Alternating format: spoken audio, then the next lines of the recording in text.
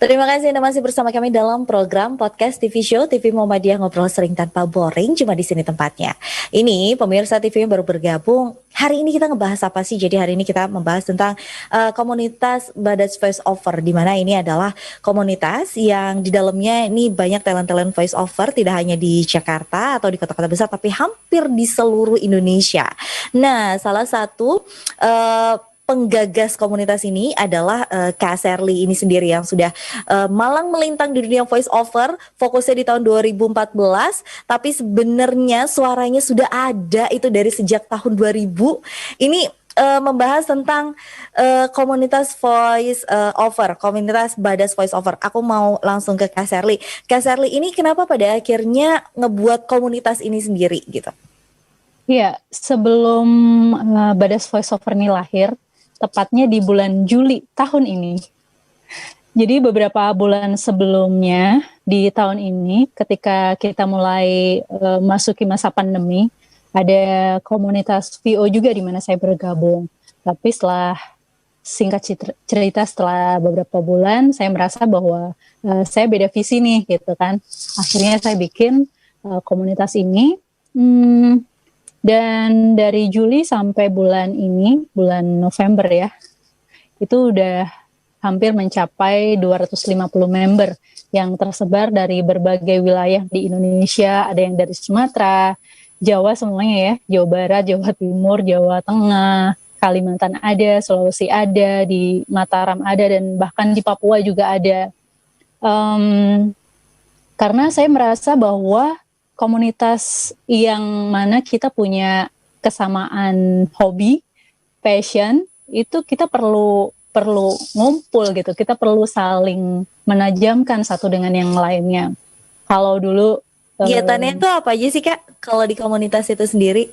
Banyak banget. Jadi kegiatan kami di WhatsApp group itu setiap hari. Itu dari Senin sampai Sabtu. Minggu libur ya. Dan hari besar gitu kami libur. Jadi hampir setiap hari kami mengadakan aktivitas, contohnya seperti sharing karya. Sharing karya itu teman-teman saya jadwal, dari sekian banyak itu punya jadwal seperti panggungnya lah ya, dikasih panggung, mereka punya karya apa, di-share di grup, kemudian ada komentator wajib, dan yang nggak wajib maksudnya member-member yang lain yang nggak terjadwal bisa tetap komentarin di situ, kasih kritik dan saran. Jadi supaya lebih baik lagi lah karya di masa mendatang, kayak gitu kan ya. Kemudian ada program chit chat, program belajar VO dalam bahasa Inggris. Karena nggak dipungkiri bahwa kita juga sebagai voice over talent berhadapan dengan bahasa Inggris ya, mau nggak mau di menyebutkan produk atau misalnya ada project bahasa Inggris, mau nggak mau kita berhadapan dengan itu, dan kita belajar di situ setiap Selasa. Ada mentornya, moderatornya juga menggunakan bahasa Inggris di hari Selasa. Seperti itu, teman-teman di challenge untuk setiap minggunya beda-beda gitu kan ya, tapi dalam satu bulannya punya tema. Jadi kayak misalnya November ini temanya heroes, karena kan bulan pahlawan gitu November. Desember nanti temanya holidays. Jadi seperti itu. Kami benar-benar berupaya mengemas dengan sebaik mungkin untuk member jadi lebih upgrade skillnya. Kemudian di Rabu itu ada up close and personal, di mana saya mengangkat salah seorang untuk kita bisa kenal lebih dekat gitu kan, bagaimana kiprahnya di dunia VO dan sebagainya. Kemudian di hari Kamis ada masih program sharing karya, jadi sharing karya seminggu 2 kali.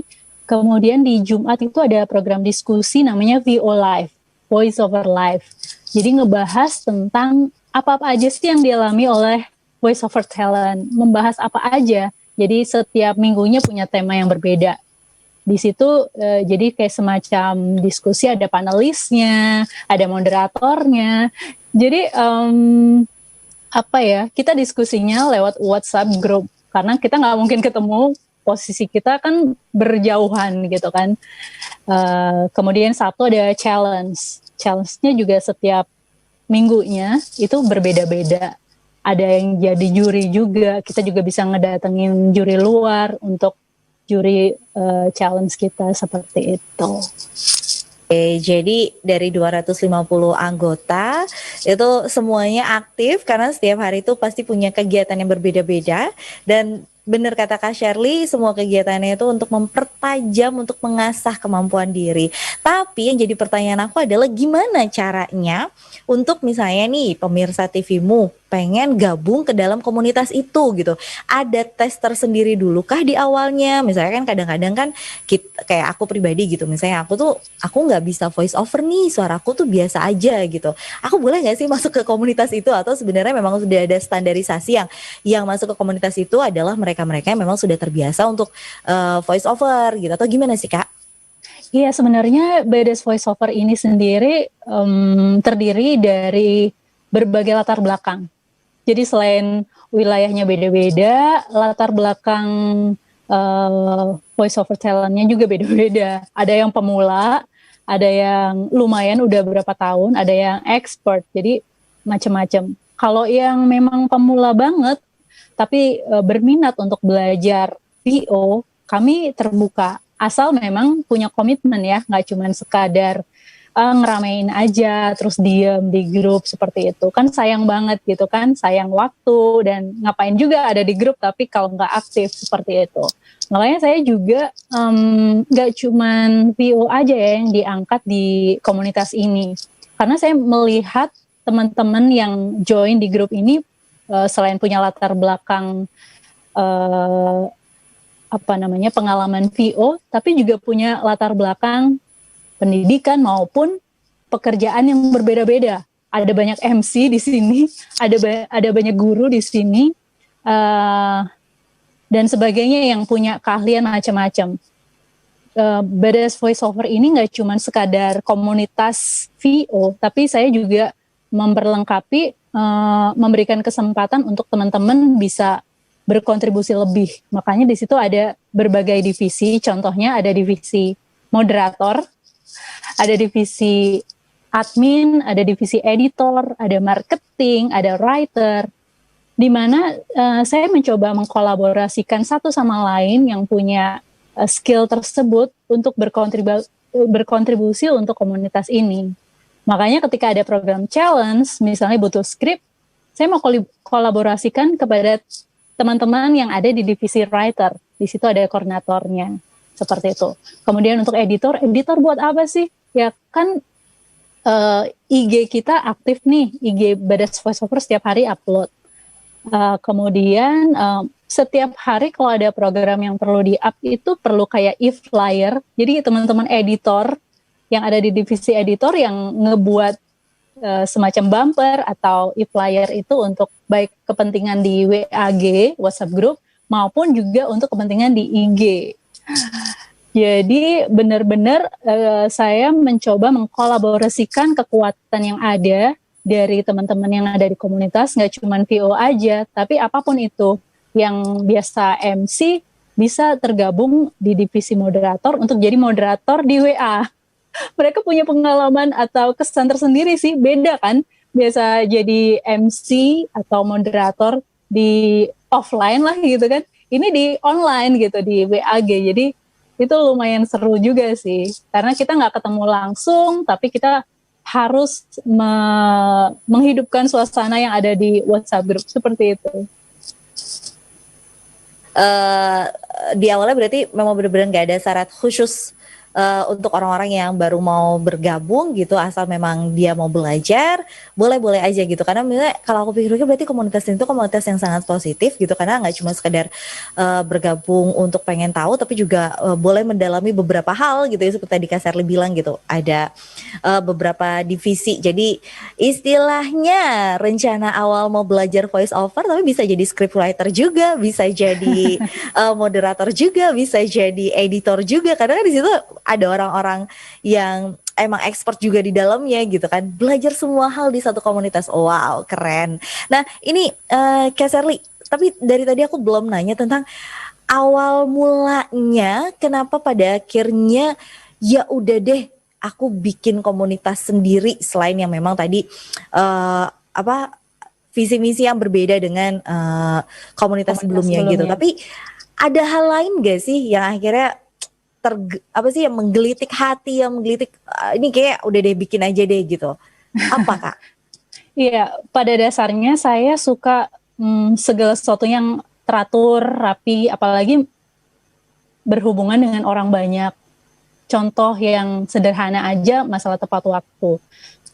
Jadi ketika dalam sebuah komunitas atau kita melibatkan orang lain lah, kalau kita janjian, dengan kita tepat waktu, itu artinya kita menghormati orang tersebut. Karena setiap orang juga punya kesibukan, setiap orang juga punya agendanya sendiri seperti itu. Makanya itu dengan mendirikan komunitas yang baru ini, saya punya idealisme sendiri. Salah satunya adalah tentang tepat waktu, menepati perkataan, menepati janji. Jadi setiap program, setiap harinya, saya upayakan kepada teman-teman yang terjadwal, ayo tepat waktu. Jadi program setiap hari diupayakan tepat waktu dari setiap program apapun itu. Contoh nih ya, kalau program itu 7 sampai 9 malam. Jam 7 malam sampai jam 9 malam, seperti itu. Kemudian jam 12 sampai jam 1 siang, itu selalu informasi yang diberikan. Kemudian jam 5 sore sampai jam 6 sore itu perkenalan. Jadi buat member yang baru masuk, plotnya di situ. Jam 6 sampai jam 7 itu plotnya buat teman-teman yang ulang tahun. Jadi benar-benar saya upayakan untuk kita ngikutin rules yang ada. Bahkan mungkin beberapa teman bilang bahwa ini WhatsApp grup terapi yang saya ikuti seperti itu. Jadi terapi karena terjadwal sekali semuanya ya, terstruktur ya. Bener banget. Jadi saya berupaya sih itu. Memang sih kadang memang lost. 7 lewat, misalnya 7 sampai 9, 7 lewat 1. Tapi saya upayakan untuk teman-teman yang terjadwal, ayo udah waktunya seperti itu. Jadi kayak mengupayakan diri, termasuk saya juga belajar untuk bagaimana memanage teman-teman yang saya sendiri belum pernah ketemu, saya sendiri juga nggak pernah tahu latar belakang dan sebagainya. Tapi dengan berupaya punya rule seperti itu, kita mendisiplin diri sendiri dan juga menghargai orang lain. Kak Sherly, nanti di segmen berikutnya aku mau dong Kak Sherly contohin beberapa voice overnya Kak Sherly. Misalnya buat jadi pembeda nih, kalau misalnya iklan tuh kayak gimana contohnya, terus kalau misalnya dialog tuh kayak gimana contohnya. Nanti bisa juga diajarin cara bicara yang bener, yang pakai biar nyampe message-nya itu seperti apa. Tapi nanti ya Kak, di segmen berikutnya. Untuk itu jangan kemana-mana, tetap di podcast TV Show TV Muhammadiyah, ngobrol sering tanpa boring, cuma di sini tempatnya.